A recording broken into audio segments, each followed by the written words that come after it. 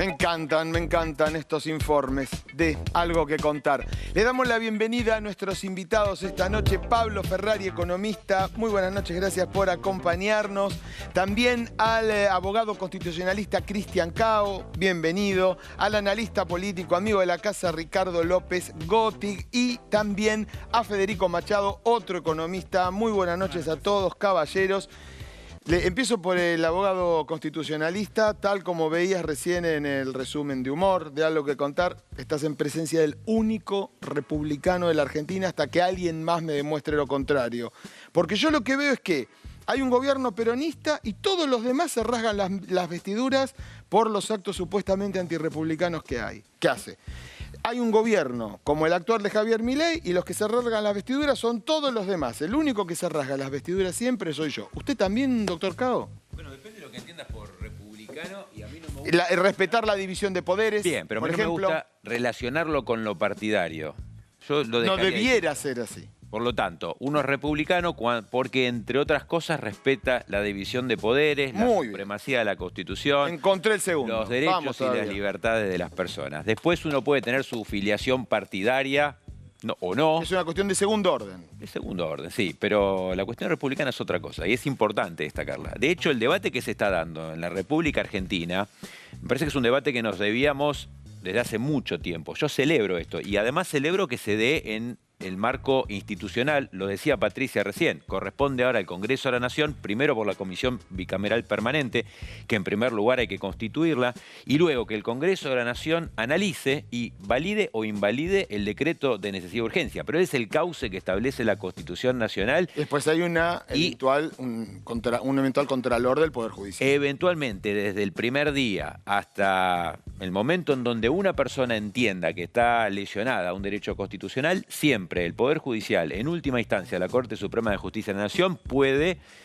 solicitar la inconstitucionalidad, la nulidad de todo el decreto o una cláusula del decreto. Pero lo que quiero señalar es esto, es cuando tiene que intervenir el Poder Judicial, eso significa un fracaso de la política. ¿Por qué un fracaso de la política? Porque el órgano por excelencia en donde se debe debatir estas cuestiones es el Congreso de la Nación.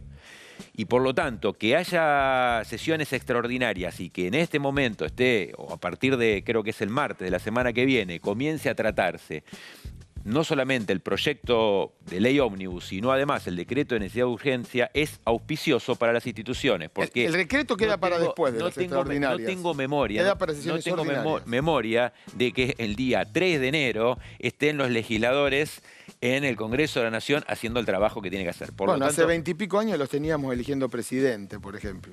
Sí. ¿Algún antecedente hay? Me parece mucho más saludable para la República y para la democracia que estén trabajando en eso. ¿Te puedo tutear? Sí, por supuesto. ¿Y cuál es tu opinión de fondo sobre el DNU? Como constitucionalista. El tema que de fondo tiene tantos temas para abordar que deberíamos detenernos en todos y cada uno de los aspectos. ¿Cumple con los requisitos de necesidad y urgencia? Entonces de forma, de necesidad y urgencia. Claro, fondo conceptualmente. Son tres requisitos y hay que tener en consideración el tercero. Necesidad, urgencia e imposibilidad del tratamiento legislativo por el cauce ordinario. Entiendo yo que necesidad y urgencia en algunos aspectos hay. Tal vez es un poco más polémico sostener que no hay posibilidad de que el tema sea tratado en el Congreso de la Nación de manera normal, cuando a su vez está siendo convocado el Congreso de la Nación. Pero son tres elementos que el artículo 99, inciso 3 de la Constitución exige. No solamente necesidad, no solamente urgencia, sino además imposibilidad que el proyecto sea tratado en el Congreso de la Nación. Respecto a los dos primeros, insisto, considerando el nivel de pobreza, de indigencia, la situación crítica que hay en el tema económico y cambiario. Pasa que hay muchas cosas que sí hacen al contenido del DNU que no se vinculan ni con la pobreza ni con la indigencia, por lo tanto, por eso y que se meten de contrabando. Por eso decía de abordar todos y cada uno de los puntos. Pero el que tal vez sea más polémico es que no pueda ser tratado por el Congreso de la Nación. El Congreso empieza en sesiones extraordinarias el día 3 de enero. Ricardo, vamos con el analista político. A ver, tenemos el caputazo, llamado así el mega ajuste fiscal de más de 5 puntos del PBI. Luego hemos tenido el decretazo, luego hemos tenido el paquetazo o ley ómnibus. La semana que viene se viene la derogación de 160 leyes más, dijo Federico Sturzenegger. ¿Qué vinculación haces vos entre todos estos hechos espectaculares como analista político? Bien, creo que el presidente Milei, que hace, ¿cuánto? 20 días que está. No cumplió, ¿no? No, el todavía domingo, no llegó, claro. 19 días que está. Primero lo que está tratando de hacer es tener un gran protagonismo, abrumar con un conjunto de leyes, decretos, ¿no? Demostrar que tiene una hiperactividad, y eso lo diferencia completamente con respecto al presidente saliente, ¿no? Con Alberto Fernández.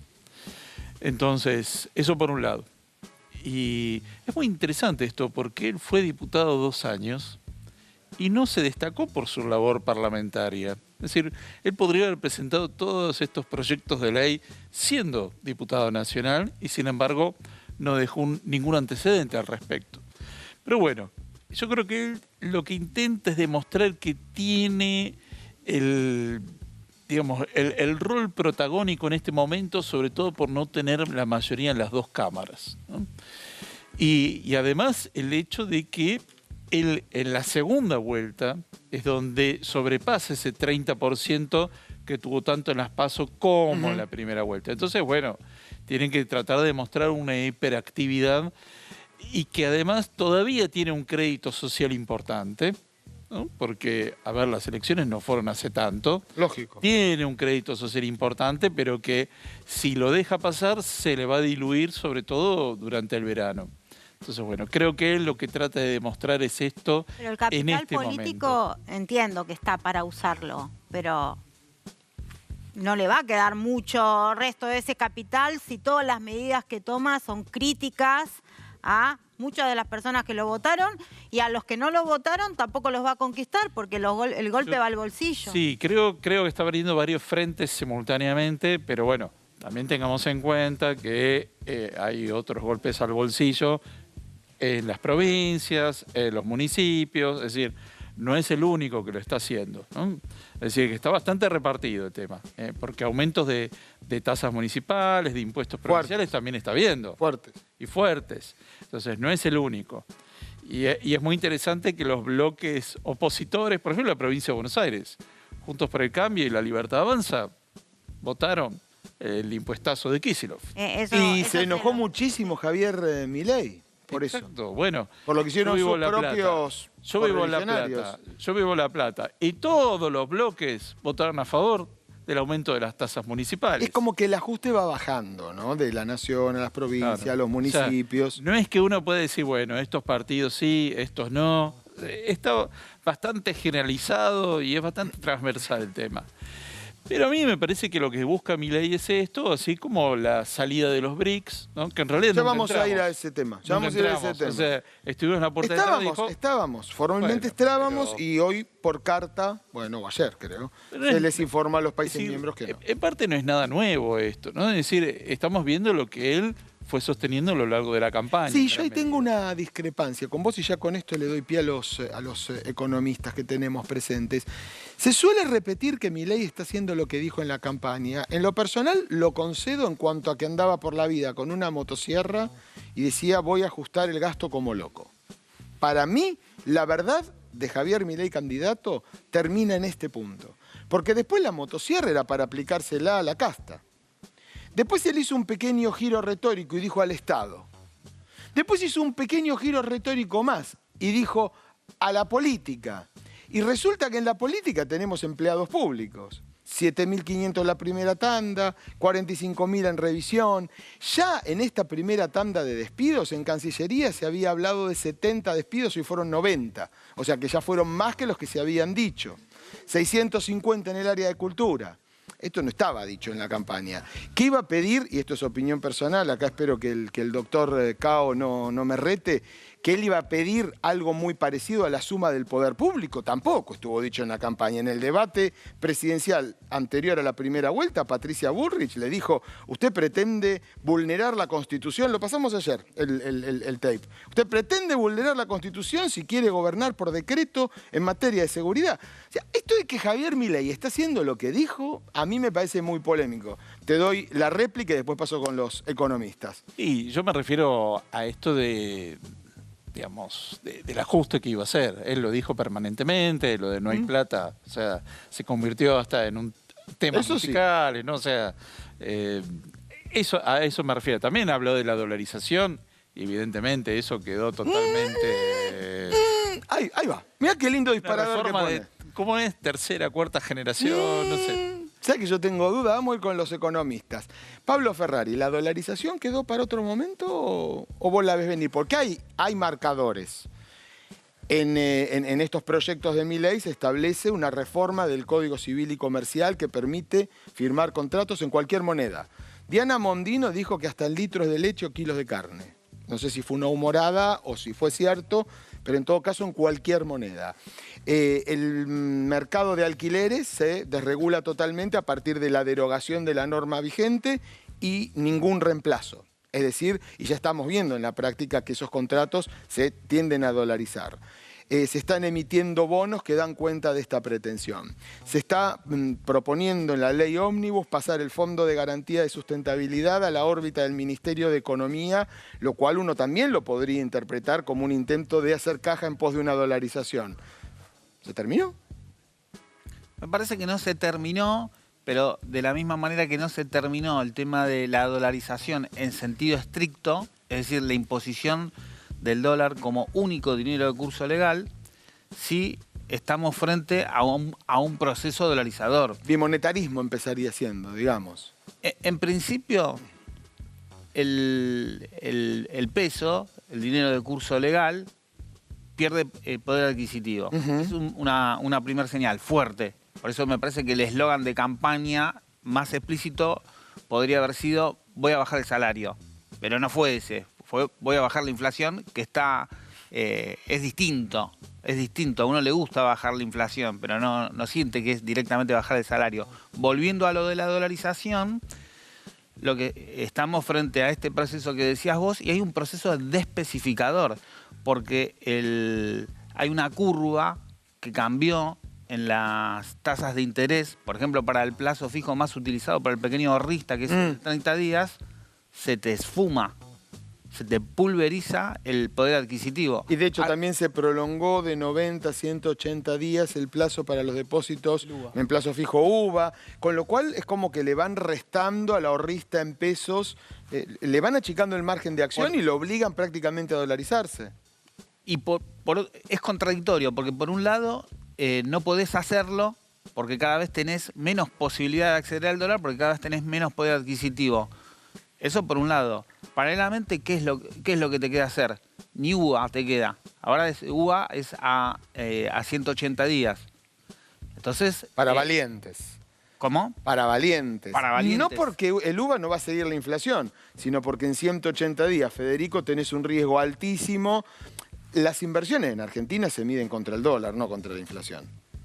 Vos podés perder como en la guerra contra la inflación y no te importa si al final del día podés comprar más dólares que al principio.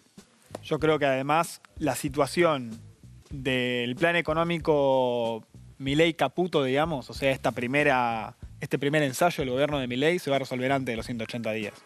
¿Y por qué lo pienso? Porque creo que enfrenta muchos riesgos simultáneamente, de los cuales veo muy baja probabilidad que salga bien parados en todos. A ver. Uno es el riesgo de completar el ajuste fiscal, ¿no? Este ajuste que él se planteaba de 5 puntos, que lo quiere hacer inmediatamente porque no tiene margen para tener déficit, porque no tiene margen para endeudarse ni para emitir, para financiar ese déficit. Lo veo difícil en el marco en que en una recesión él va a empezar a perder recaudación. Entonces, muy difícilmente logre su meta de lograr este equilibrio fiscal. Un segundo riesgo es el de más todas las presiones políticas y sociales de rigor. Todos los problemas que pueda tener para completar que en algún momento lo puede intentar a decir, bueno, afloja un poquitito en algún punto. Que, por ejemplo, él plantea un recorte de gasto de 1 punto del PBI en las jubilaciones, ¿no? Hay que ver si pasa dentro de la ley Ómnibus esto que él plantea de decir la fórmula jubilatoria a partir de ahora la defino yo o defino aumentos discrecionales. Ya tenemos un dato con esto que también lo vamos a tratar, esta suma fija de 55.000 pesos, que tampoco está plenamente confirmada, que no se sabe si también la condiciona la aprobación de la ley Ómnibus en el Congreso, que es la misma que se venía pagando, pero 30% de inflación después, claro, en el último mes. Por otro lado, segundo riesgo, ¿no? La cuestión cambiaria. Fijó el dólar casi fijo a 800 pesos con un crawling peg del 2%. ¿Esto cuánto tiempo puede durar? Durante diciembre aguanta, durante enero aguanta, durante febrero, durante marzo, aumentando el 2% mensual con una inflación que supera el 20%, parece poco viable, ¿no? Entonces, en algún momento, eso va a llevar a una nueva disparada de la brecha. Tercer riesgo, cuestión de las paritarias, los ingresos, los salarios. Si él, por un lado, si pisa las paritarias, se va a enfrentar a una crisis de consumo y a una crisis de recesión muy fuerte, ¿no? Social y política. Si deja que las paritarias alcancen los niveles de inflación tan altos, corremos el riesgo contrario, una espiralización de la inflación, ¿no? Es decir, si los sueldos empiezan a aumentar al 20-25% mensualmente y los precios siguen con la misma dinámica, ¿de qué manera frenás esta dinámica? Entonces, esos tres riesgos, y te sumo uno muy importante, que es la solución que plantean para el problema de las LELIQ, ahora los pases, ¿no? De los pasivos remunerados del Banco Central. La deuda del Banco Central. La idea de ellos es pasar la deuda del Banco Central al Tesoro. Pero tiene dos problemas. Tiene un problema de velocidad, en términos de que él debería absorber esa deuda más rápido de lo que esa deuda se reproduce a sí misma por los intereses de los pases. Y por otro lado, tiene un problema de que eso incrementa el riesgo de default del Tesoro, incrementa el déficit financiero del Tesoro, ¿no? Si vos tenías un déficit de 10 puntos en el Banco Central y esos 10 puntos lo trasladás al Tesoro, bueno, no hay ajuste que alcance, ¿no?, para llegar a cubrir semejante brecha. Vamos a aprovechar lo que vos mencionabas respecto del bono para los jubilados, ilustrando el punto con un tape en el que Manuel Adorni, el vocero presidencial, aclaraba la cuestión. A ver, vamos a escucharlo.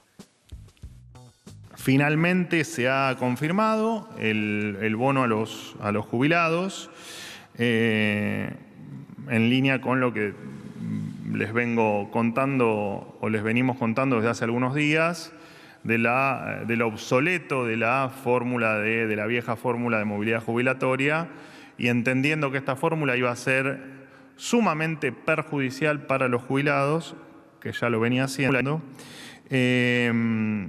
y que no funcionaba como tal, ¿no?, como fórmula de movilidad jubilatoria, sin que el jubilado pierda frente a los avatares de la situación económica argentina. El bono de enero va a ser de 55.000 pesos. Por supuesto que está estipulado otro bono para febrero. Algunos medios de comunicación publicaron que el bono de febrero iba a ser de 55.000 pesos. Esto es inexacto. El bono de febrero aún no está definido. Por supuesto que sí está definido que se va a otorgar un bono, pero no está definido el monto. Sí está definido el monto de enero, será de 55.000 pesos y, bueno, de este modo las jubilaciones no serán inferiores a la línea de los 160.000 pesos. Hay que tener hidalguía para decir no van a ser inferiores a los 162.000 pesos. Yo es un dato que lo mandaría después a través de los encargados de prensa en un PowerPoint o algo así. A ver, arrancan perdiendo los jubilados, porque 55.000 pesos era la suma fija que venían cobrando. Diciembre, si no me equivoco, tiene un piso de inflación de 25% y un techo del 30%. Ahí andará. Entonces esa es plata que se ha devaluado. Arrancan perdiendo los jubilados. Sí, sin lugar a dudas. Acá los grandes perdedores, en primer lugar, son los salarios y las jubilaciones. Es decir, el laburante, el jubilado, la jubilada. Son niveles insostenibles esto. Además se está hablando ahora de diciembre, se está hablando de enero, pero por ejemplo hay una discusión habitual, por ejemplo, para la discusión salarial, que ¿es remunerativo o no es remunerativo? Explícalo mejor. Es decir, ¿cambia la base sobre la cual después se va a actualizar o no? Y no, porque es un bono, pero con un proceso... o sea, no queda incorporado de manera definitiva al haber. No. ¿Y esto no pasaba antes ya? Con niveles más bajos. Pero, a ver, vamos a ser también honestos. Pero pasaba, todos los últimos gobiernos hicieron el ajuste con los jubilados. ¿Por qué nos sorprende esto? Los niveles son niveles brutales. No, lo sé, pero son niveles brutales para todos. También para los jubilados, lo cual obviamente me preocupa. Pero digo, todos los gobiernos eligieron hacer el ajuste con los jubilados, porque hace muchos años que está el haber jubilatorio siempre pierde desde hace mucho con la inflación y no es algo que ningún gobierno le haya querido dar solución precisamente por la masa de dinero que implica el sistema previsional. La sustentabilidad del sistema previsional en Argentina, como en todo el mundo, es un tema a debatir. Entonces, muchas veces lo que se hace es, como no tengo una respuesta integral, eso, insisto, es un problema mundial. Bueno, está este parche, está este otro parche, y vamos viendo cómo ir resolviendo. Acá ha habido distintas discusiones sobre cómo debería ser la actualización de la jubilación, con distintas fórmulas, dependiendo de distintas variables. Pero yo insisto, una cosa es si uno va para un lugar y no llega, no alcanza, metáfora futbolera, digamos, ya que estamos en Argentina, vos no podés ganar el partido, es más, te cuesta empatarlo, vas perdiendo. Otra cosa es si los jugadores empiezan a ir directamente para hacerse goles en contra. Esto... No, pero además se lo estás aplicando a un sector de la población que no tiene ni representante, porque no existe ni siquiera un defensor del pueblo que pueda litigar por ellos, ni tampoco que tengan la fuerza de una central gremial para movilizarse. Hacer un paro. Y en principio, acá no desaparece la fórmula de actualización previsional. Esa discreción del Poder Ejecutivo como prácticamente... todo lo que va a pasar en el país. Vamos a Luego meter... está la cuestión, perdón, me parece que es que tener en cuenta de si PAMI va a seguir con las mismas políticas que venía llevando adelante, porque por ejemplo el programa de medicamentos gratis tiene un peso muy importante en la canasta de consumo de los jubilados. No es solamente la cuestión de ingresos, sino también que los ajusten por el lado de los gastos. Está muy bien. Tenemos que volver a la cuestión del DNU porque la verdad es que es dominante. Creo que usted, doctor, decía que ya se había conformado parte de la comisión bicameral, o vos, Ricardo, no me acuerdo, uno de los dos, alguien lo dijo. Se ha conformado parte de la comisión bicameral con el nombramiento de la mitad de esta comisión, que son los 8 senadores, a quienes tenemos aquí en pantalla. Anabel Fernández Sagasti, peronista ella, Mariano Recalde, también peronista, María Teresa González, de Unión por la Patria, también. Bloque de Unidad Federal, ha ido y vuelto del peronismo, Carlos Spínola. Aquí tenemos 4 votos que uno podría presumir, por lo menos con certeza en los 3 primeros, y presumir en el caso de Spínola que serían contrarios al DNU a la hora de emitir dictamen. Y luego por la Libertad Avanza, Juan Carlos Pagotto, Luis Juez del PRO, Juan Carlos Romero del Bloque Cambio Federal y Víctor Zimmerman de la UCR, que me parece que es la gran incógnita. Falta, por supuesto, esto es la mitad de la comisión bicameral, falta el nombramiento de los 8 diputados que la componen. Ricardo, ¿algún pálpito respecto de esto? Digamos, el DNU va primero a la comisión bicameral. De allí, corríjame, Doc, de allí pasa a la Cámara de Diputados. Y de allí a la de senadores. O al Senado, no hay orden acá. No hay un orden perfecto, no hay un orden establecido. ¿Cómo se determina? Lo que indica la ley, en primer lugar, el jefe de gabinete de ministros tiene un plazo de 10 días, todavía no operó ese plazo, para remitir a la comisión bicameral el decreto de necesidad y urgencia.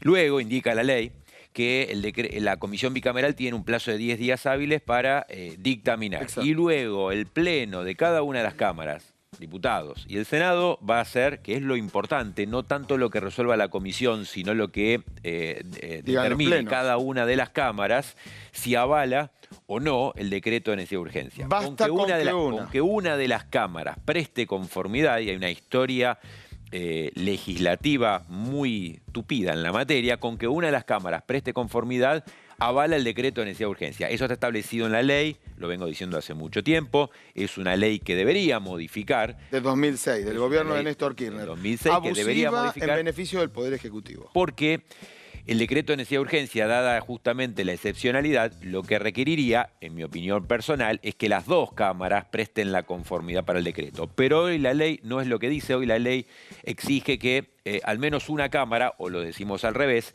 que ambas cámaras sean las que tengan que rechazar el decreto de necesidad de urgencia para que pierda validez. Tenemos... No, solo una aclaración.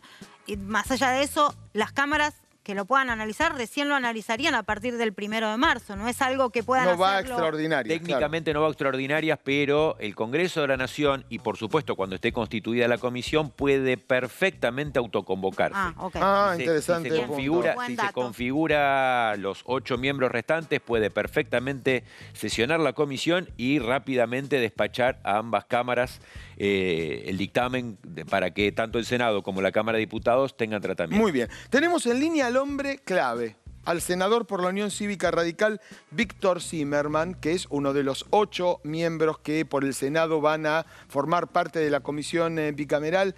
Senador, muy buenas noches. ¿Cómo está usted? ¿Qué tal? Un gusto de saludarlo. ¿Cómo andan ustedes? Muy bien, con una intriga enorme, porque repasábamos la conformación del equipo de Me 8 parece que senadores. además de intriga, ustedes tienen ansiedad igual que nosotros. Uy, pero un montón. Un Estamos montón. muy ansiosos, muy Sí, ansiosos. porque Todavía se juegan entró- y cosas todavía no entró el importantes, decreto- senador. Todavía no entró el decreto a la comisión bicameral. Totalmente. Todavía no se constituyó la comisión. La verdad que estuve escuchando el comentario de alguien que estaba explicando cómo funciona. Está correcto, la verdad que Sí, el claro. doctor Cristian Cao, así es. Ah, doctor, felicitaciones. Está muy bien Bueno, informado y muy claro lo que explica. Lo explico en las aulas Sí, de Derecho claro. Constitucional. Claro. Senador, el tema es que sí, claro, ¿cómo no vamos a estar ansiosos? Porque, a ver, es una norma, ni hablar de lo que va por otro carril, que es la llamada ley ómnibus. Pero este DNU es una norma que modifica muchísimas cuestiones de fondo, el funcionamiento de la economía, de la sociedad argentina, y claro que sí es una polémica de enorme calado en la sociedad. Recién repasábamos los nombres de los 8 senadores designados y nos preguntábamos por usted, porque hay 4 votos medio cantados, peronistas o filoperonistas en contra. Hay otros 3 votos, La Libertad Avanza, PRO y el senador Romero, que uno podría decir lo van a mirar con cariño al DNU. ¿Y usted? Bueno, mira, yo no estaría no tengo tan claro el A ver. voto de muchos de los integrantes. Porque primero que, la verdad que está muy bueno tu análisis y el planteo, porque al decreto hay que analizarlo en el conjunto de normas y estrategias que está llevando adelante el Poder Ejecutivo Nacional con el nuevo presidente a los efectos de resolver la nueva situación económica y social en Argentina, o la que tenemos vigente, o la problemática que se heredó, o como quisiera llamarlo. Y en ese marco yo creo que hay que tener una mirada integral, porque el decreto de necesidad y urgencia tiene que ver con la desregulación de algunas actividades. Ahora, también hay que mirar qué pasa en la política monetaria, qué pasa con la reprogramación de deuda con el fondo, qué pasa con el financiamiento externo, qué pasa con el presupuesto 2024 que ahora se prorrogó, qué pasa con la inflación. El de 2023 se prorrogó, de hecho. Perdón, el de 2023 tienes razón. Para el 2024, que no fue tratado, fue presentado en tiempo y forma de diputados, pero no fue tratado. ¿Qué pasa con la balanza comercial? Es decir, ¿qué pasa con un conjunto de cuestiones que este nuevo gobierno está llevando adelante para ver si podemos salir de esta difícil situación económica y social Ahora, de la Argentina? senador, yo... Termino. Sí, dele. Y Dele. en paralelo a este decreto que tiene 366 artículos, se termina de presentar un proyecto de ley en la Cámara de Diputados que tiene 644 artículos, donde en algunas cosas se vuelven a repetir en la convocatoria extraordinaria. Por ejemplo, la declaración de emergencia. Entonces, a mí me parece que tenemos que ver cómo hacemos para, desde el punto de vista integral, nosotros cumplimos con lo que de alguna manera nos pidieron los gobernadores, los 22 gobernadores y el presidente de la Nación, que se reunieron en Casa Rosada el día antes de la publicación del decreto de la conferencia del presidente de la Nación. ¿Qué se dijo en esa reunión? Se le dio la posibilidad de que los gobernadores se expresen, lloraron todos, terminaron de expresarse los gobernadores, pidió la palabra al presidente y dijo, acá no hay plata. ¿Cuál fue la conclusión? Generar gobernabilidad para que la Argentina pueda salir adelante. Pero perdón, Ese es el contexto. aquí sí déjeme interrumpirlo en este punto con Sí, dos claro. cuestiones. Una, Sí, claro. a usted como senador, Sí. ¿lo votaron para qué? ¿Para que dé gobernabilidad o para que represente el mandato de sus votantes en base a una plataforma que usted sometió al pueblo? Las dos cosas. ¿Y Porque qué yo pasa tengo si, gobernadores de la los Unión dos Cívica principios Radical. y qué pasa si Yo- los dos yo principios represento- entran en colisión, senador? represento a mi provincia y a partir del 10 de diciembre nosotros somos gobierno. Y yo tengo que defender los intereses de mi provincia como lo hice anteriormente cuando no éramos gobierno y era un opositor. Pero ¿qué pasa cuando el gobernador sí. Capitanich nos convocó al Grupo Chaco para defender las obras y programas del presupuesto nacional, yo siendo un opositor fui el primero que me senté junto al gobernador para defender los intereses de mi provincia. Entonces yo porque vaya a la comisión bicameral y donde tengo que analizar la constitucionalidad o no de un DNU sin tener que ver con la reglamentación interna, no puedo dejar mirar el impacto económico y social que va a tener esa medida en mi provincia junto con las otras. Usted pone el punto No es donde una yo cuestión quería tan llegar simple. cuando le planteaba esta posible dicotomía que usted, como sus colegas del Senado y de diputados, se pueden enfrentar, que es responder al mandato que recibieron de sus votantes y también a la necesidad de proveer la debida gobernabilidad al país. Pero usted acaba de poner, recién en este punto de la charla, lo que para muchos, me incluyo en ese listado, es lo central. ¿Este decreto cumple con los requisitos para ser un decreto de necesidad y urgencia válido o avanza sobre un montón de materias de manera impropia y condiciona al Poder Legislativo al no someter todas esas materias a través de un formato de ley, cuando el Congreso está tan disponible que fue convocado a sesiones extraordinarias, y lo hace a través de un DNU que, como explicaba el doctor Cao, tiene un tratamiento mucho más favorable, más benigno para los intereses del Poder Ejecutivo? Me encanta su planteo. Le agradezco. Me encanta. Este es el debate. Para algunas cosas se podría decir que hay necesidad y urgencia. Y para otras yo diría que no. Por ejemplo, el tema de los clubes, convertirlo en sociedad anónima. El doctor Cao nos Ahora, mencionaba una tercera fundamentación para los decretos. ¿Cuál era, doctor? Necesidad, urgencia y el tratamiento, la imposibilidad de seguir los trámites ordinarios para la... Lo dice muy bien el senador. Y con ese tercer supuesto, ¿qué pasa, senador? Bueno, con ese tercer supuesto, por ejemplo, se justifican algunas cosas. Además, hay fallo de la Corte Suprema que de tener un esquema restrictivo ahora tiene un esquema bastante más amplio. Te doy un ejemplo. Pensémoslo de forma conjunta ustedes y yo. El caso de la derogación de la ley de alquileres, ¿es de urgencia? ¿Es de necesidad?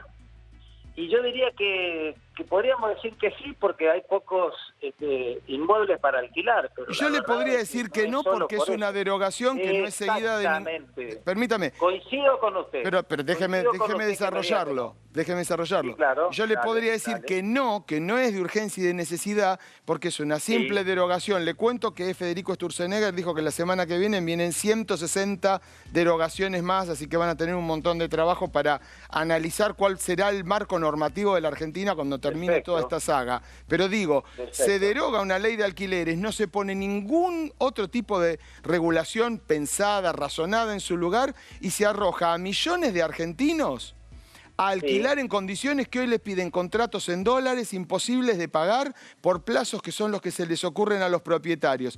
¿No le parece que son cosas que antes de derogar y de desregular ameritan ameritan un debate más profundo y que un decreto de necesidad y urgencia no es la forma? Escúcheme, comparto su razonamiento. Ahora... Entonces va a votar en contra. Si comparte tanto razonamiento, va a votar en contra. No, pero espere, que le quiero hacer una salvedad. Dele. Ahora, si nosotros le tenemos que agregar el inciso de la imposibilidad de seguir los trámites ordinarios para la sanción de las leyes, yo diría que está bien planteado la derogación vía un DNU. ¿Sabe por qué? Porque para modificar la ley de alquiler estuvo más de 2 años en diputado y 1 año en el Senado. Bueno, entonces, Javier Milei dice que ustedes cuando se toman tanto tiempo es porque son unos coimeros. Bueno, yo eso no me notifico porque, bueno, yo no me siento así. ¿Pero lo escuchó? Sí, claro que lo escuché y obviamente lo comparto. Y bueno, yo podría decir que si él sabe quién es coimero, debería hacer las denuncias. Sí, porque si no está cometiendo el delito de incumplimiento de los deberes de funcionario público, por otro lado, claro. Yo no quiero notificarme de eso porque la verdad me resbala. Yo hace mucho tiempo que hago política, nunca concentré en el Tribunal de Cuentas, nunca cobré un viático y recién ahora, después de 4 años, orgullosamente, por supuesto, voy a tener una oficina en el Palacio. Muy bien. Cuando todo el mundo se pelea por una oficina. Pero bueno, cada cual responderá como corresponde. Yo no me notifico de eso. Ahora sigamos con el análisis. Dele. Entonces, el tema es que nosotros tenemos en la comisión bicameral que analizar si está pegado a la norma o no está pegado a la norma. Esta es nuestra función. Y como explicaba muy bien el doctor, tenemos que sacar un dictamen rechazando o avalando y mandarlo a senadores y a diputados para que en la sesión por una resolución dictaminen, y si no hay rechazo de las dos cámaras, el decreto sigue vigente. Esta es la composición. Ahora, yo no puedo dejar de mirar las implicancias económicas, productivas, de salud pública, de empleo y sociales que tiene este decreto en mi provincia. ¿Y Por cuáles eso son ya en su me provincia reuní. esas implicancias? Muchas, por ejemplo, porque se suspende la ley que da origen a la regulación de la siembra y precios sostén y la elaboración de fibra del algodón. Y después hay una ley complementaria a esa ley original que crea un fondo algodonero y crea un seguro multiriego, pero no se deroga. Entonces, si se deroga la ley de origen, es la pregunta que me hago desde el punto de vista de la implicancia, ya saliendo de la comisión bicameral, sería de la práctica, que obviamente es una economía regional muy importante para nosotros. Claro. ¿Cómo impacta en el sector productivo chaqueño? ¿O cómo impacta en el sector productivo de Santiago del Estero, que hoy es la provincia que más produce algodón en la Argentina? Recordemos, senador, que los DNU se aprueban o se rechazan en su totalidad, que no se puede aprobar en general y después votar en particular. Exactamente. Bueno, ahora quiero irme, porque hay cuestiones paralelas en la convocatoria extraordinaria de estos 644 artículos que entró en esta mega ley en diputados que hace entra en diputados porque Sí. tiene cuestiones fiscales que prohíbe taxativamente que se lo haga por DNU. Ahí repite, por ejemplo, la declaración de emergencia y pide declaración de emergencia por 2 años y pide una facultad delegada por 2 años más. Pero Esto es perdón, mucho más facultad extenso. delegada por 2 años más para que el propio presidente se Exacto. extienda a las facultades delegadas. La verdad le tengo que hacer la Exacto. pregunta con toda ¿No le sinceridad parece y que es con más toda... grave que el DNU? ¿No Pero le parece que déjeme es más hacer esta grave pregunta que el con DNU? toda franqueza. Yo ya me estoy Dale. refiriendo, si el Congreso vota esto, la ley ómnibus, yo digo que el Congreso es el edificio que queda enfrente de la confitería del Molino. Otrora Bueno. conocido como Congreso de la Nación Argentina. ¿Usted está de acuerdo con eso? Bueno, este es el desafío de estos tiempos de la política, porque también está claro que no podemos seguir como veníamos y de que es necesario cambiar un montón de cosas para ver si resolvemos la difícil situación económica y social de los ¿Entronizando un emperador? No, para nada. No, por supuesto que no. No, nosotros no estamos dispuestos a darle un cheque en blanco. Para nada. Yo me supongo, yo si sería diputado, eso no votaría, pero para nada. Será elemento de negociación, a diferencia de lo que no se puede hacer en el DNU, porque nosotros no analizamos la cuestión legislativa. En una convocatoria extraordinaria sí lo hacemos. Ahora, el análisis de todas estas cuestiones, vuelvo al punto de inicio, hay que hacerlo en el contexto de la política económica y social y las distintas medidas que este gobierno está tratando de instrumentar. Este es el desafío.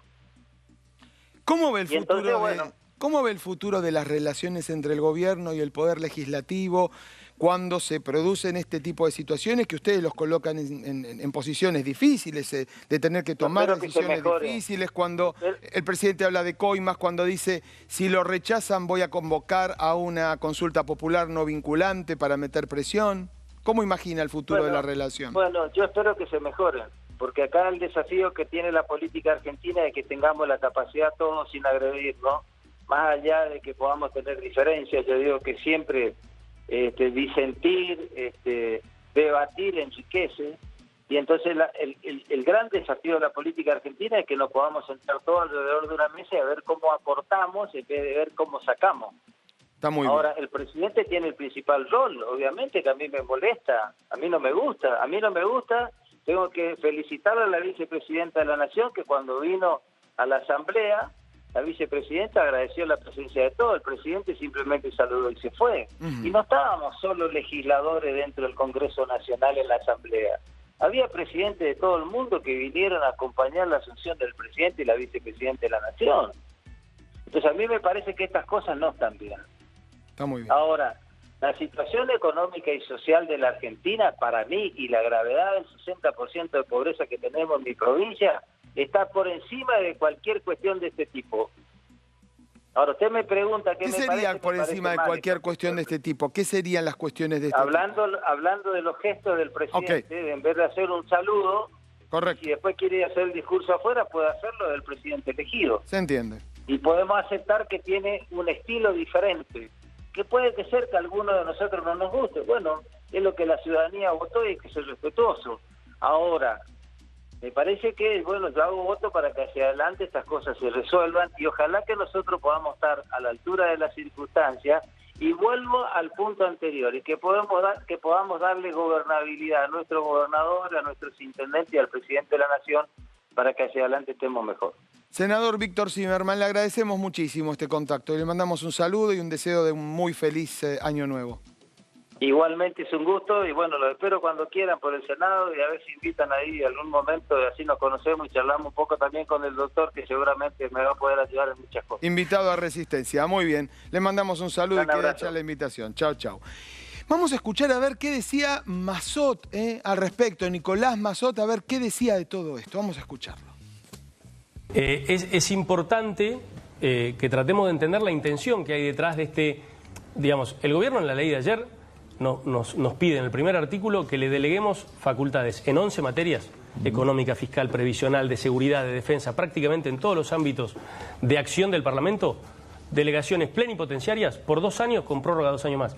Básicamente nos está diciendo, tengo que gobernar sin ustedes. Entonces, yo no entiendo la razón. No entiendo la razón. De Néstor y Cristina también en su momento. Nunca pasó, Gaby. Nunca pasó. En este alcance no pasó nunca y aparte nosotros le vamos a pedir al gobierno que nos aclare los alcances de las emergencias. Quiso la vida que el diputado Massot hablara con Eduardo Serenelli. Eso me confundo siempre, le pido disculpas. Nuevo secretario de Medios. Hay mucha rotación en el equipo de comunicación del gobierno, tal vez demasiada rotación para tan pocos días. Pero bueno, a ver, abro el debate a quien quiera opinar, a Ricardo, que lo tengo un poquito abandonado. ¿El Congreso de la Nación es el edificio que queda enfrente de la Confitería del Molino o podemos ir llamándolo Congreso de la Nación? Mira, es muy interesante en la Constitución, cuando se empieza a hablar de la organización constitucional, del poder político, lo primero que menciona es el poder legislativo. Después viene el poder ejecutivo y el poder judicial. O sea, hay un rol bastante claro del poder legislativo dentro del gobierno federal. No, claramente que no, y creo que hay que... A ver, son los diputados y los senadores quienes tienen que hacer valer su rol como representantes del pueblo, porque en definitiva es, digamos, prácticamente ahí están las grandes fuerzas políticas y es el ámbito de discusión. Yo creo que cuando este presidente envíe este tipo de paquetes de leyes, además de esto de, como dije antes, de abrumar, yo creo que él plantea 100 para ver hasta dónde puede llegar, ¿no? El tema es... Y esto 150 plantea. No, bueno, sí, pero... Está sobregirado el 100%. Tiene que ver, hay un regateo de la política. Siempre hay un regateo. Vos ves esto, es un punto interesante que está mencionando, porque algunos dicen es un dogmático y otros dicen esto. Vos ves esto, vos ves que él es un pragmático. ¿Quiénes son sus espadas? ¿No? Y ahí es lo que no me queda muy claro. ¿Quiénes son sus espadas en el Congreso? Digo, porque acá el senador que sacábamos recién al aire decía que fue la política la que no pudo resolver los problemas y aparecen entonces estos decretazos o esta ley ómnibus abrumadora de Javier Milei y bueno, que hay que dar gobernabilidad, como cada uno lee lo que quiere de lo que dijo. Sí, yo me quedé confundidísimo, no sé cómo va a votar el senador Zimmerman. Creo que está dispuesto a... Yo entendí lo mismo, sí. Se inclina a apoyar. Nos inclinamos a la gobernabilidad, pero sí, bueno, es un voto. Sí. Ahora, ¿quiénes son los interlocutores de Javier Milei con esos espacios políticos que tienen que dar respuesta? Porque bueno, Villarroel ha tenido muñeca para manejar, incluso para incomodar al sector kirchnerista, hoy, por ejemplo, no esperándolos porque ya los esperó demasiado, pero en diputados, que parece como más desordenado el tema, con muchísimos bloques, más allá de ahora el bloque que armó Pichetto. ¿Quién habla? Bueno, en principio debería hablar el ministro del Interior, ¿no? Guillermo Francos. Guillermo Francos debería ser, pero debería tener otras espadas dentro del Congreso. Y eso es lo que me parece que no tiene. Federico, Esa es una gran debilidad. todo esto estamos centrándolo mucho en lo institucional, creo que es legítimamente una preocupación importante que surge a raíz de todo esto, pero yo me pregunto, ¿el DNU contiene disposiciones para convertir en sociedades anónimas a todas las empresas en poder del Estado? Y la ley Ómnibus directamente hace un listado de 41 compañías que van a ser privatizadas, según por lo menos el plan del gobierno. No importa si dan pérdida, no importa si dan ganancia, no importa si son de un sector estratégico, si no son de un sector, se venden. ¿Quién invierte en estas condiciones de seguridad o inseguridad jurídica en la Argentina? Porque, a ver, se compra una empresa por cientos de millones de dólares o miles de millones de dólares en el caso de YPF porque hay un decreto que es el origen de todo el proceso. No, y además te sumo que también la ley Ómnibus plantea la venta de las acciones de empresas privadas en poder del Estado, ¿no? Que muchas están en poder del Fondo de Garantía de Sustentabilidad. Creo que uno de los puntos más graves de la ley Ómnibus es trasladar esos activos al Tesoro Nacional con la clara intención de venderlos y de deshacerse, ¿no?, de esos activos que hoy son del fondo y que deberían pertenecer a los jubilados y ayudar a recomponer el poder adquisitivo de los jubilados. Pero respecto a lo que vos decías, yo creo que va a ser muy difícil que en el contexto de conflicto institucional, conflicto social y además una macroeconomía que hoy más o menos se resistió bien las primeras medidas económicas, pero yo, como te decía previamente, creo que en los próximos 100 días va a empezar a crujir la situación. Es muy difícil pensar en una lluvia de inversiones, en un contexto institucional en el cual vengan a invertir grandes capitales de afuera. Lo veo muy difícil. Es verdad que han habido ciertos anuncios, ¿no?, de ciertas empresas que dicen, bueno, hay un interés de llegar a la Argentina y demás, pero me parece que en la medida en que estos tres niveles de crisis, ¿no?, política, social y económica, no se encaminen, y bueno, va a ser muy difícil pensar en que ese sea la punta de lanza de un proceso de crecimiento económico. Y yendo a lo jurídico, doctor Cao, yo no sé llamarte Cristian, doctor Cao, estoy con... Cristian Cao, así es mi nombre. Cristian Cao, vamos. Desde el punto de vista jurídico, lo escuchaba el otro día al diputado Pichetto decir que más allá del voluntarismo, de un decreto, de una ley ómnibus, que tal como ocurrió durante el gobierno de Carlos Menem, cuando se trate de privatizar, indefectiblemente va a ser necesario acudir al Congreso con proyecto de ley específico para cada empresa y fijar, no sé, marcos regulatorios. ¿Vos lo ves de la misma manera? Sí, tendrá que intervenir el Congreso de la Nación al momento de eventualmente llevar adelante el proceso de privatización de estas 41 empresas que están fijadas en esta propuesta legislativa. Nuestra Constitución, déjame decirte, a diferencia de otras constituciones, no pone en cabeza del Estado ninguna empresa que hoy tiene carácter público o estatal. Hay otras constituciones que sí, algunas que se vieron obligadas a modificar su constitución, por ejemplo Alemania, cuando en la Unión Europea se determina la liberalización de los servicios, el servicio de transporte, el servicio de telecomunicaciones, que según su constitución estaban en cabeza del Estado, tuvieron que modificar la Constitución para poder ingresar en las normas privatizarlo europeas y poder ingresar al espacio europeo. Argentina no tiene esa limitación. Por eso, más que correspondiente a la ciencia jurídica o al derecho, es a la ciencia de la administración, a la ciencia de la administración pública. Es un debate saludable. Recién lo escuchaba al senador. Realmente estar hoy terminando el año y viendo lo que va a sesionar dentro de muy poco tiempo, me parece admirable que, proveniendo de un partido político importante e histórico, habiendo cambiado el signo político de la provincia de la cual es senador, la provincia de Chaco, dispuesto a aportar desde su lugar de oposición, pero aportar en el Senado de la Nación en su doble papel, en el papel de formar parte de la comisión bicameral de decreto de necesidad de urgencia y de legislación delegada, en los términos del artículo 76 de la Constitución Nacional, y a su vez esperando, cuando la ley ómnibus, si supera el test del Congreso de la Cámara de Diputados, irá al Senado, en donde además le podrá introducir modificaciones de las cuales alguna parecería ser que está insinuando. Por lo tanto, veo auspicioso esto, el diálogo democrático en el Congreso Nación. No estoy tan de acuerdo en señalar que el Congreso va a ser ese edificio de enfrente a la confitería de Molinos. Si le vota la delegación de facultades... Yo no lo veo, no quiero avanzar en el análisis que está haciendo muy bien Ricardo. ¿Qué es lo que no ves? ¿Que le vote la delegación? De caracterizar al Congreso de la Nación como un órgano que le va a si delegar le al votara presidente. la delegación... La delegación está en los términos del artículo 76 admitida por la Constitución Nacional. Yo tengo un reparo desde lo personal en términos cuantitativos. La cantidad de tiempo, 2 años me parece mucho. No, son 4. Son 2 más 2. Dos años. A discreción del presidente. Ni siquiera tiene que volver al Congreso. La idea. Vamos. 2 años es la mitad del periodo presidencial. La posibilidad de ser autoprorrogado por 2 años más me parece más que lo excesivo, que ya ha sido excesivo, recordando que el presidente que se fue, Alberto Fernández, también lo ¿Hay hizo. antecedentes de una amplitud tal? Desde el año 2001 hasta el año 2015, el Congreso de la Nación ininterrumpidamente le delegó el Congreso le delegó al presidente todos los años, durante un año, poderes extraordinarios, no solamente delegación legislativa, sino potestades para que el jefe de gabinete de ministros readecue y modifique el presupuesto.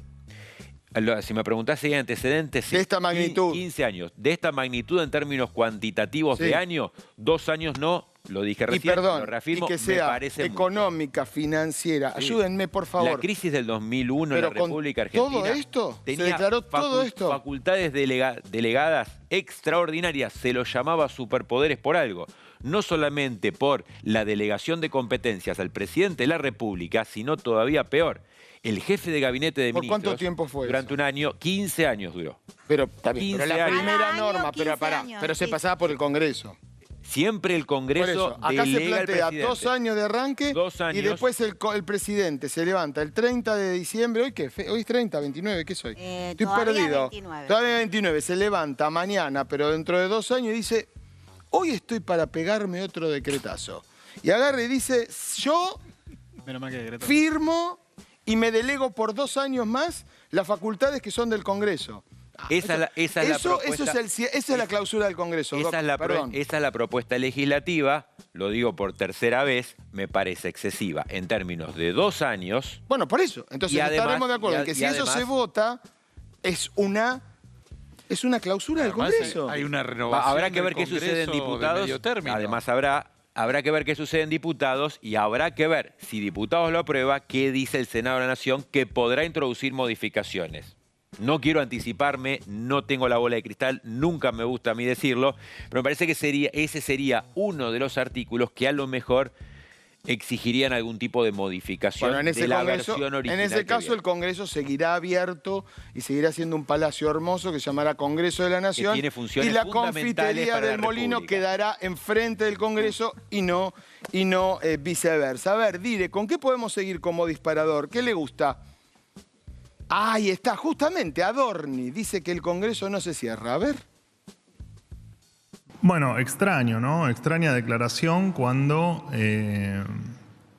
acabamos de enviar un proyecto de ley histórico al Congreso, apelando, por supuesto, al debate y a la libertad de opinión y de ideas. Así que es llamativo también. Hoy es un día que algunas cuestiones nos llaman la atención más que otros días. Nos llama la atención que se considere que el presidente de la Nación, que siempre ha defendido los valores republicanos, la división de poderes y que incluso ha pertenecido hasta hace pocos días al Poder Legislativo, que se piense que el presidente quiera cerrar el Congreso. La verdad que es hasta sorprendente la pregunta, no por vos, sino por el que se planteen este tipo de cuestiones en la República Argentina, cuando al revés, cuando lo único que estamos buscando es hacer que la división de poderes se respete como nunca. Hace bien Manuel Adorni en no culpar a ese periodista que le preguntó. Me puede culpar a mí perfectamente si el Congreso vota eso. Yo sostengo que el Congreso habrá decidido su caducidad. Pero les pregunto a los economistas. A ver, Pablo, ¿cómo mira el mercado este tipo de cosas, el mercado en sus distintas facetas, el financiero, el sector industrial, el sector agropecuario, cuando se están planteando reglas de juego que parecen un tanto endebles para la economía. De hecho, en cuanto al contenido de las normas, se quejaron todos.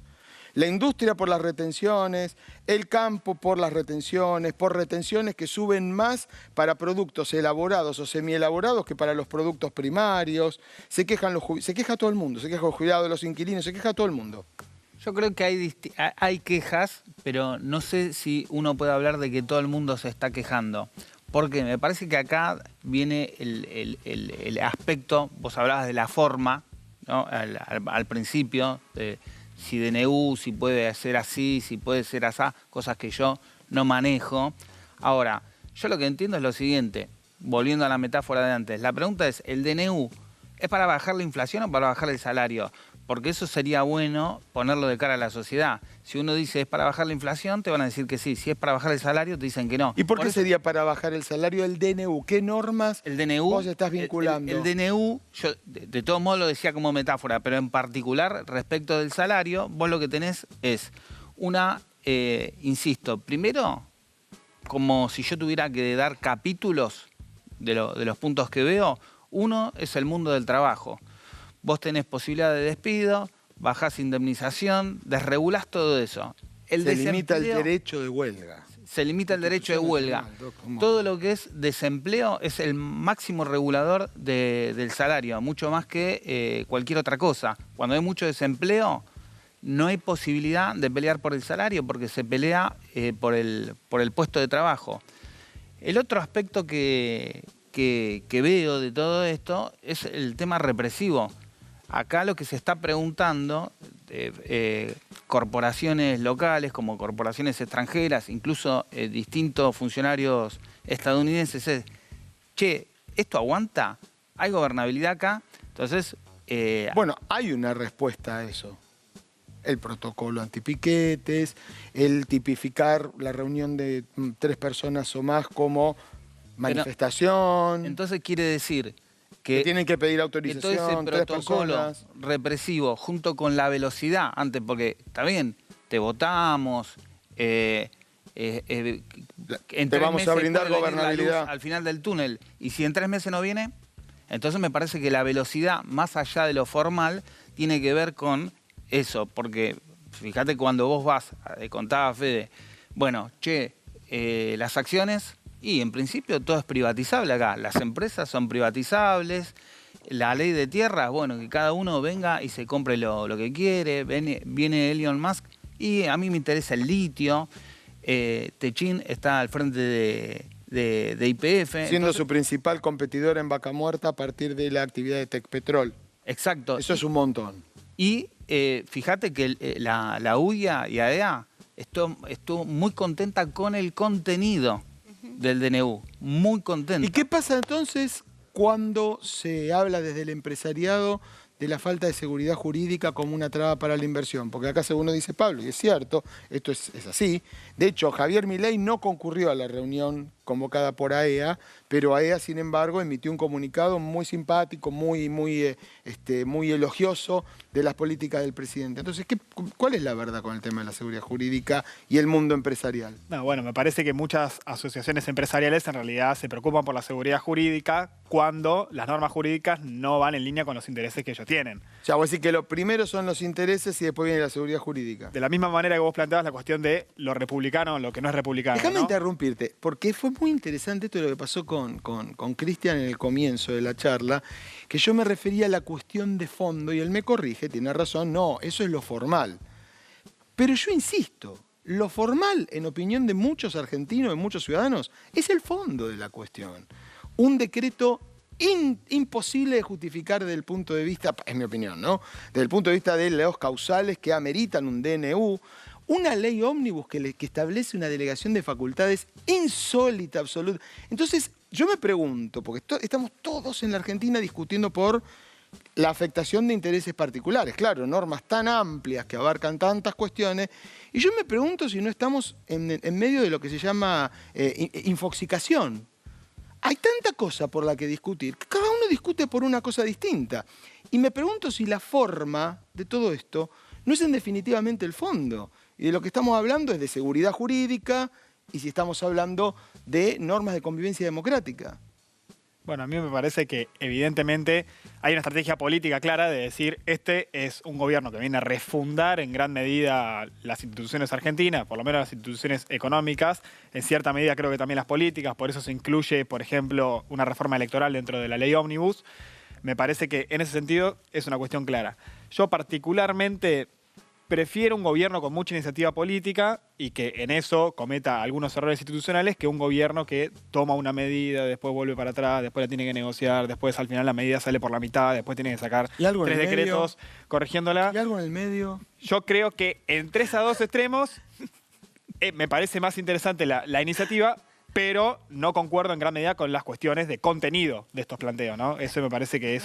Me daba gracia que Cristian se reía cuando hablabas de seguridad jurídica, cuando hablabas de... Me parecía interesantísimo lo que decía. Dale, que cada sector entiende que la seguridad jurídica es no me toquen a mí, no me desregulen, no me modifiquen el statu quo. Os desregúlenme si me conviene. Por supuesto, no lo voy a mencionar, me cabe el secreto profesional porque yo soy abogado y litigo y aunque el proyecto tiene algunas pautas que modifican el ejercicio de la profesión de abogado, te voy a pedir que no me preguntes sobre ese tema para no comprometerme, pero he tenido consultas por parte de clientes, por parte de empresas respecto a, bueno, ¿cómo hacemos para defender lo mío?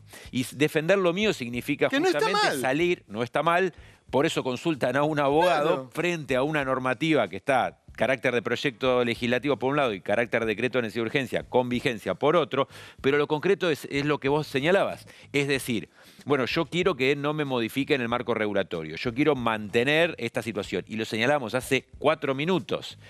Alemania, cuando tuvo que incorporar a la zona euro, lo que tuvo que hacer de alguna manera es privatizar estos 2 servicios. No me quiero referir a las 41 empresas que están determinadas como sujetas a privatización. Pero deberíamos preguntarnos, ¿es correcto si queremos mejorar la calidad de vida, si queremos insertar a Argentina en el mundo, tener normativas regulatorias de hace 100 años? Si uno mira el decreto de necesidad de urgencia, tiene warrants, por ejemplo, una figura que tiene alrededor de 100 años de regulación. ¿Debemos mantener la regulación como en la República Argentina se fijó hace 100 años? Yo creo que no. El mundo ha cambiado, ha desarrollado la metodología, lo hablamos en ediciones anteriores. Por ejemplo, el derecho, la ley de contrato de trabajo en la República Argentina de 1974. Sí. Quien sostenga que el mundo del trabajo es el mismo que el del año 1974 es al menos ingenuo. Creo que tiene que haber modificaciones. Y es el Congreso de la Nación el ámbito en donde debería llevar. El tema, claro, tiene que ser el Congreso. El tema es que al Congreso se le presenta un paquete cerrado en un decreto de este tipo. En una ley se le totalmente y por eso sujeta estamos a de acuerdo, pero en el DNU... En un decreto superará o será sometido al test de control por parte del Congreso que lo indica la Constitución y la ley. No me aventuro a decir qué es lo que va a pasar. Tu optimismo, yo estoy aterrado. Pero no pasa por un optimismo que si va a ser aprobado o no va a ser aprobado. Eso es más de materia política que jurídica. Y el analista política, está bien, esta es la perspectiva jurídica. Pero también hay una dimensión política de las cosas. Un gobierno que plantea los temas de determinada manera es un gobierno que tiene un determinado talante. ¿Es un talante autoritario? Yo creo que tiene que ver con el empuje del inicio. Tiene que demostrar hiperactividad en este momento, que todavía tiene un amplio crédito social. Y no corre el riesgo, tiene un gran apoyo a la opinión pública. ¿No corre el riesgo de dilapidar justamente en pos de este entusiasmo? Lo pregunto en serio y ya analizando la situación sin opinar. ¿No corre el riesgo de enajenarse voluntades o respaldos? ¿Sabes por qué pienso? Tanta norma. Ahora, yo ya estoy pensando en las 160 leyes que van a derogar la semana que viene. Imagino que por decreto también, no sé. No se sabe. Se tocan demasiados intereses, se genera una legión de damnificados demasiado grande, mientras, como dicen los 2 economistas presentes, hay un plan de ajuste sin precedentes, creo que por su envergadura en términos de recorte del gasto, etcétera, que también va haciendo su efecto. Se van sincerando precios de energía, sube la nafta, van a subir las tarifas de servicios públicos, la inflación vamos a tener un 25 a 30% este mes, otro tanto en enero. la legión de damnificados con semejante ofensiva es enorme. Bueno, eso enorme. tiene que ver con la estrategia política que tenga el presidente y quienes lo Pero nosotros la rodeen, analizamos, Ricardo. y vayan viendo qué es Analícela. lo que... Dele. A ver, No es un riesgo, no, hablando en serio, no es un riesgo. Puede ser un riesgo, pero bueno. Si cambia el humor, digo, ¿no? Evidentemente está dispuesto a asumirlo y también es el motivo por el cual fue electo. Es decir, él venía con esta impronta, que venía a refundar el país. Entonces no puede entrar en forma tibia. Y yo me pregunto, ¿sabes qué? Si este proyecto no sale bien, siempre hay un después. Totalmente. ¿Después de esto qué? En términos, pero él ya entonces, pero te completo, en términos de decepción social. No, la decepción social es clara lo que le va a pasar en marzo, en abril, cuando todas estas medidas cuando termine dentro de 4 empiecen a aplicarse directamente en bolsillos vacíos. Pero lo que digo es, él ya se posicionó sabiendo que la política le va a rechazar su proyecto y ya lo responsabilizó a esos políticos que lo rechazaron de ser los que ponen palos en la rueda para que estas reformas no se lleven adelante y la Argentina pueda estar mejor. O sea, no es una sorpresa para Javier Milei que las críticas le vayan a venir. Su apuesta, así como en campaña tuvo un discurso de antipolítica, ya estando en el sillón de Rivadavia, también tiene un discurso que pretende ser antipolítica, más allá de que él está ocupando el lugar más alto al que aspira cualquier político. Pero su discurso, frente a ese electorado que lo eligió y que él entiende que lo respalda en cualquier medida que tome, es decir, los culpables de que esto no salga bien van a ser esos políticos que cobran plata, que... La cuestión es si la sociedad intervenga el que quiera. Yo tengo una hipótesis. A ver. A mí me parece que vos hoy preguntabas si el plan sigue siendo la dolarización, y yo creo que sí. Creo que el plan A de la dolarización fue Caputo yendo a los fondos de inversión a pedir plata, con los cuales había hecho negocios en 2017 y 2018 que salieron mal. Entonces Caputo fue y le dijo: no, yo no soy Toto Caputo, yo soy Puto Catoto y vengo a pedir acá dinero. ¿Cómo se llama? Y le dijeron, no, bueno. No, es extraordinario. Y le dijeron, no hay nada. Entonces, perdón, el plan B... Eso y un país endeudado hasta el tuétano. El plan B, ¿cuál ¿quién la es? devuelve después esa? Diferenciarse del gobierno de Macri en decir, tenemos mucha más iniciativa, tenemos mucho más coraje, y de esa manera seducir a esos fondos de inversión a que vuelvan a prestar dólares y a que financien, ¿no?, este proyecto de dolarización de Milei. Me parece que un poco también tiene que ver con eso, la necesidad, la desesperación por mostrar tanta audacia y por mostrar reformas tan profundas. ¿Sabes qué pienso? Que tal vez la dolarización para Javier Milei, reflotar el tema, puede ser como una ofensiva para recuperar el apoyo que él sin dudas, porque es un hombre inteligente, él sabe que en estos meses difíciles va a perder parte del apoyo que tiene, y si no es una manera de, en una segunda etapa, dentro de algunos meses, si es que la inflación empieza a ceder, porque con una inflación de este tipo lanzar un plan de dolarización es imposible, digamos, bueno, presentarlo como una manera de relanzar expectativas. Yo creo que este plan económico tiene 100 días, para bien o para mal. En 100 días podemos estar arrimándonos a un escenario de estabilización o podemos estar en un escenario de ¿Y espiralización. cómo serían los números en un escenario de estabilización? En 100 días estamos hablando para fin del verano. En un escenario de estabilización yo creo que podemos enfrentarnos a 3-4 meses de una inflación alrededor del 20%. Me parece que después tendría que haber una unificación del mercado cambiario definitiva, es decir, sacar el cepo y que el oficial y el blue converjan a cierto valor. Ahí un pico inflacionario más, por lo menos de unos meses, y después descender hasta un nivel del 2% mensual. Es lo que el gobierno se plantea, dice esto, claro, dice... Esa sería estabilización. Hasta el segundo semestre, lo han dicho. A partir de mayo, junio, que empieza a descender de niveles de 15, 20 hasta niveles del 2, que podría ser muy rápido. Suena ambicioso, Eso es muy, muy, muy ambicioso en términos de todos los desafíos que dijimos que tenía para lograrlo. Es casi volver a los niveles de inflación de Martín Guzmán. Yo pienso que con niveles de inflación de este tipo, vos no lográs una baja gradual y sostenida de la inflación durante 3 o 4 años. O lográs un shock y a partir de ahí que baje precipitadamente, como pasó con el Plan Real de Brasil, como pasó con la convertibilidad argentina, o no la frenas. Y ahí con una inflación mensual del orden del 2-3%, tal vez sí se podría ya pensar en una dolarización. Yo creo que eso lo logra o ya con una dolarización en marcha o con una convertibilidad por lo menos. ¿Coincidís, Pablo? A ver, yo sumo otro factor, estoy de acuerdo con ese análisis. Hace poco estuvo el número 2 del Tesoro, hoy sale en Panorama Empresarial de Marcelo Bonelli. No están de acuerdo, por lo menos para esta etapa, que es una restricción no menor, que es el principal aliado de Milei, Estados Unidos, ¿no? Eso por un lado. Por otro lado, soy partidario de no confundir, por lo mismo que pasó en la campaña, el tema de inflación. ¿Qué pasa si baja la inflación? Por ejemplo, ¿cuál es el nivel salarial? Supongamos que baja la inflación, pero ¿con qué nivel salarial?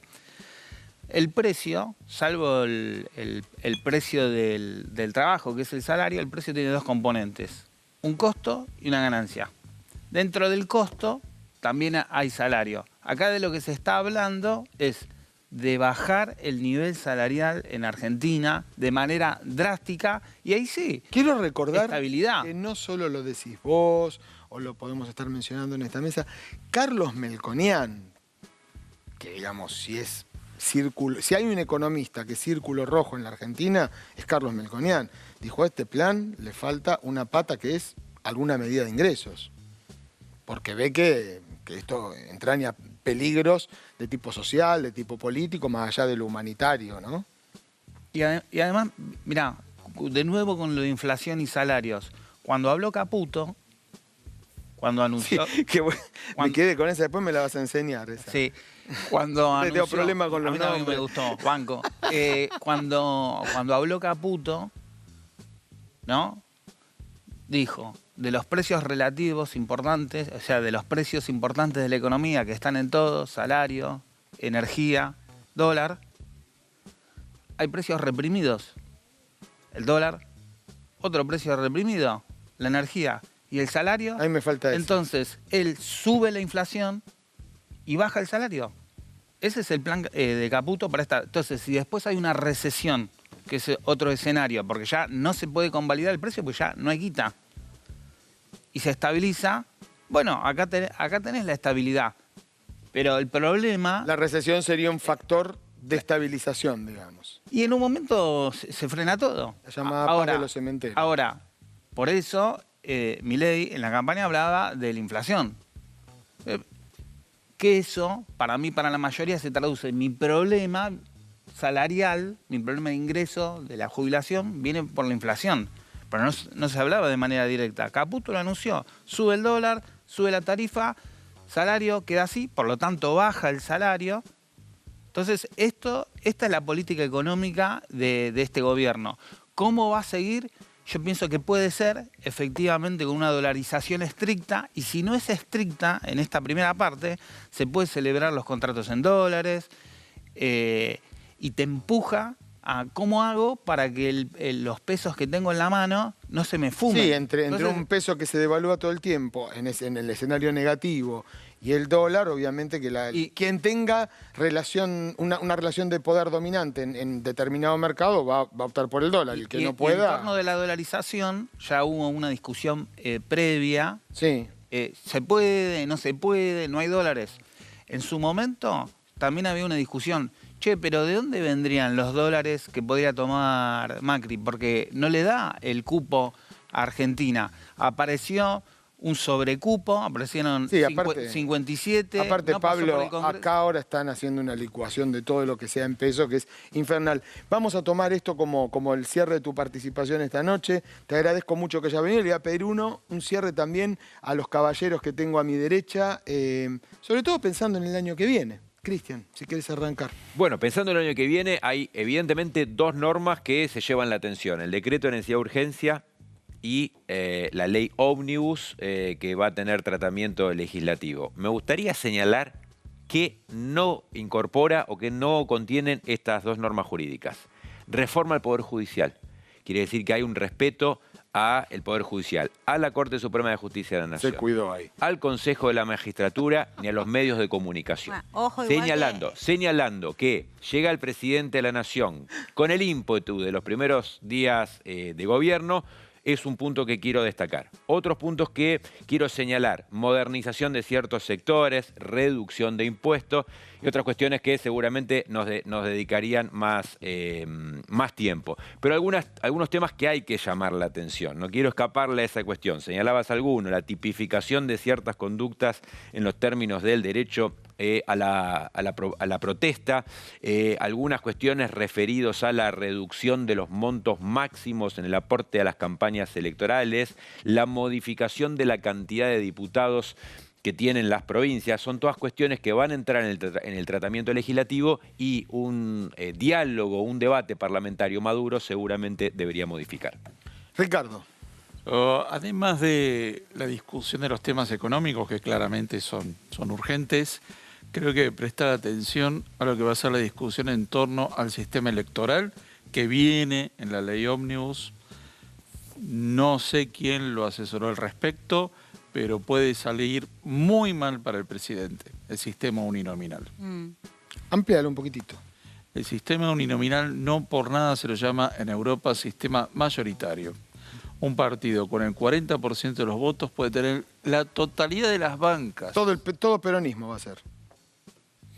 En general favorece a los que tengan un gran desarrollo que pongan territorial. Un muy buen dibujante a diseñar la circunscripción, el gerrymandering, tal cual. Hay antecedentes en la Argentina en tiempo de Perón, que hacían unas circunscripciones crazy y que te metían Recoleta con la boca y que ganaba el peronismo. Tenía 4 diputados radicales. Según esta norma, el Poder Ejecutivo estaría a cargo de hacer el dibujo, ¿no? No, es una primera propuesta legislativa, habrá que ver la reglamentación que puede estar en cabeza del Poder Ejecutivo, pero la cláusula establece alguna consulta con la justicia electoral. Habrá que ver, espero que no pase el test electoral, porque realmente es algo que no... La Libertad Avanza no tiene una estructura partidaria como pero puede tener algún buen diseñador gráfico. Te agradezco mucho. Federico, tu cierre. Bueno, retomando un poco lo que decía previamente, me parece que el plan Milei-Caputo tiene 100 días de acá en adelante para salir bien o para salir mal. En ese marco va a haber que monitorear la recaudación, que si cae o no producto de la recesión, va a haber que monitorear la brecha, va a haber que monitorear la deuda del Tesoro y va a haber que monitorear la posibilidad de que se espiralice la discusión precios-salarios, ¿no? En el caso de que salga mal este plan, creo que enfrentamos un escenario que va a ser muy crítico para la sociedad y que hay que estar preparados. Tanto las empresas como los individuos tienen que cuidar sus ahorros y cuidar su stock. Y en el caso de que logre sortear todos esos desafíos y el plan salga bien, que es casi un milagro, bueno, evidentemente le espera a Milei el bronce, porque la verdad que parece muy difícil, ¿no? Pensando en las condiciones políticas, las condiciones sociales, las condiciones macroeconómicas y además, como decía mi compañero, la falta de apoyo que hoy tiene de parte de los Estados Unidos y de fondos de inversión extranjeros.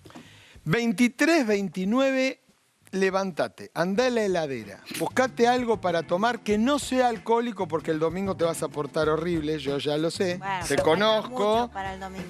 Bueno, pero empecemos a portarnos bien ahora porque el domingo va a ser tremendo. Y en un par de minutitos nada más seguimos con algo que contar.